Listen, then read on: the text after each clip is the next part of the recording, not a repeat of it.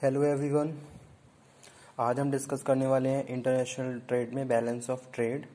क्या है balance of trade, इसका क्या बेनिफिट है, क्या इंपॉर्टेंस है इसकी, ये इस वीडियो लेक्चर में हम कवर करेंगे। सो लेट्स स्टार्ट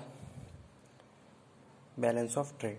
ठीक है, बैलेंस ऑफ ट्रेड अगर हम बात कर रहे हैं बैलेंस ऑफ ट्रेड की, it is difference between a country import and export over a period of time. ठीक है, यहाँ पे हम किसकी बात कर रहे हैं, हम बात कर रहे हैं balance of trade. Balance of trade से पहले मैं आपको बता दूं थोड़ा ओवरव्यू एक्सपोर्ट के बारे में और इंपोर्ट के बारे में। ठीक है, क्या एक्सपोर्ट होता है और क्या इंपोर्ट होता है। जब हम गुड्स को प्रोड्यूस करके, जैसे सपोज कोई भी एक कंट्री है, वो अपने उसके पास जो भी रिसोर्सेज हैं, नेचुरल रिसोर्सेज हैं, चाहे जो भी रॉ मटेरियल है, उसको वो उसके थ्रू वो कोई गुड्स को मैन्युफैक्चर करके दूसरे देशों को अगर भेज रहा है, बेच रहा है, तो उसको हम एक्सपोर्ट बोलते हैं। ठीक है, यानी कि आपने क्या करा, आपने अपनी ही कंट्री में गुड्स को प्रॉपरली प्रोड्यूस करा, उसको मैन्युफैक्चर करा, और मैन्युफैक्चर करने के बाद उस गुड्स को दूसरे देश, तो उसमें हम क्या कर रहे हैं, गुड्स को प्रोड्यूस करके दूसरे देशों को वो सामान बेच रहे हैं, तो उसको हम बोलते हैं एक्सपोर्ट। ठीक है, अब हम इसके रिवर्स बात करते हैं किसकी, इंपोर्ट की। इंपोर्ट का मतलब जो भी रिसोर्स हमारे पास अवेलेबल नहीं है, ठीक है, और प्रॉपरली हम गुड्स को मैन्युफैक्चर नहीं कर पा रहे हैं, according to the market demand हमारे पास प्रॉपर सप्लाई नहीं है, तो उस केस में हम क्या करते हैं, उन गुड्स को जो हम प्रॉपरली प्रोड्यूस नहीं कर पा रहे हैं, उनको उन देशों से इंपोर्ट कर लेते हैं जहां वो प्रॉपरली प्रोड्यूस करे जा रहे हैं। ठीक है, तो वो मैं यहाँ पे बात कर रहा हूँ एक्सपोर्ट की और इंपोर्ट की। अब हम बात करें किसी भी कंट्री की इकोनॉमी के बारे में। ठीक है, तो इकोनॉमी, किसी कंट्री की इकोनॉमी तभी डेवलप होती है जब उसका बैलेंस ऑफ ट्रेड प्रॉपर होता है। ठीक है, यानी कि अगर हम बात करें सिंपल कॉन्सेप्ट किसका, इंटरनेशनल ट्रेड का और इकोनॉमिक ग्रोथ का, डेवलपमेंट का, तो हमें यहाँ पे क्या करना होता है, हमें ये करना होता है कि हमारा बैलेंस ऑफ ट्रेड प्रॉपर होना चाहिए। बैलेंस ऑफ ट्रेड में हम बात कर रहे हैं, एक तरफ तो हमने एक्सपोर्ट को ले लिया और दूसरी तरफ हमने किया इंपोर्ट को ले लिया। ठीक है, तो आपका जो बैलेंस ऑफ ट्रेड है उसमें मैं बात कर रहा हूँ किसकी, एक्सपोर्ट की और इंपोर्ट की, कि आपका एक्सपोर्ट और इंपोर्ट में प्रॉपर बैलेंस होना चाहिए। ठीक है, प्रॉपर बैलेंस होगा तभी आप इकोनॉमी को प्रॉपरली इम्प्रूव कर सकते हो और अपनी कंट्री को और अपने बिजनेस के जो भी ऑब्जेक्टिव्स हैं उनको अचीव कर सकते हो। ठीक है, तो वही चीज़ यहाँ पे लिखी हुई है, it is the difference between a country import and export over a period of time. जैसे मैं बात करूँ किसी एक फाइनेंशियल ईयर की, उस फाइनेंशियल ईयर में कोई भी कंट्री, जैसे इंडिया है, इंडिया ने कितना जीडीपी रहा इंडिया का, अगर हम बात करें, वैसे तो आपने पढ़ा ही होगा जीडीपी, या फिर मैं सिंपली आपको बोल के बता देता हूँ क्या, कि एक फाइनेंशियल ईयर में हमने कितना प्रोड्यूस करा और उसको कितना एक्सपोर्ट करा और कितना गुड हमने इंपोर्ट किया है। तो हमारी हमेशा यही कोशिश रहती है कि हमारा एक्सपोर्ट ज़्यादा होना चाहिए, इंपोर्ट हमारा कम होना चाहिए। किसी भी सिचुएशन में, किसी भी केस में आपका इंपोर्ट एक्सपोर्ट से ज़्यादा नहीं होना चाहिए। ठीक है, तो वो यहाँ पे हम बात कर रहे हैं बैलेंस ऑफ ट्रेड, या फिर अगर हम बात करें बैलेंस ऑफ ट्रेड या बैलेंस इंटरनेशनल बिजनेस में, तो हमारा एक्सपोर्ट इंपोर्ट आपस में क्या है, बिल्कुल बैलेंस होनी चाहिए।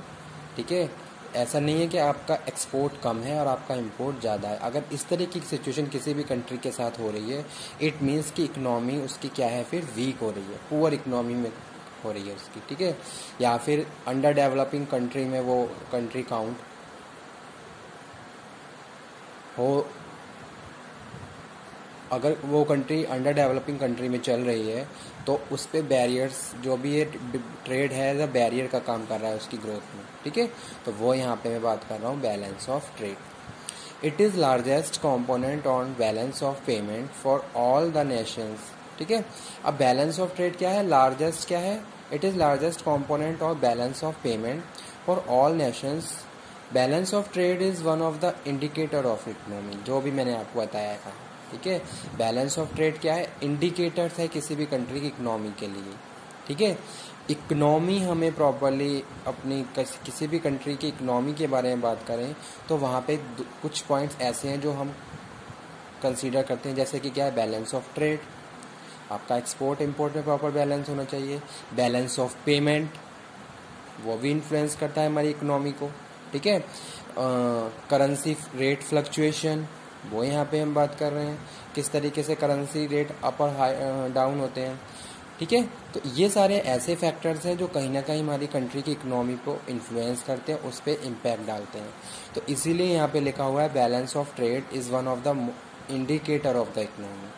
जितना आप बैलेंस ऑफ ट्रेड करके चलेंगे उतनी ज़्यादा आपकी इकोनॉमी इम्प्रूव होगी और आपका जो भी आपकी कंट्री है वो क्या हो जाएगी, डेवलप की डायरेक्शन में मूव अप करेगी, ठीक है। तो वो यहाँ पे मैं बात कर रहा हूँ। अगर हम बात करते हैं इंटरनेशनल ट्रेड की और बैलेंस ऑफ ट्रेड की, balance of trade include show how a company or a country compete in global market, ठीक है। किस तरीके से कंट्री ग्लोबल मार्केट में कॉम्पीट कर रही है। It determine the health of economy, जो भी हमारी इकोनॉमी है उसकी हेल्थ के बारे में बताती है।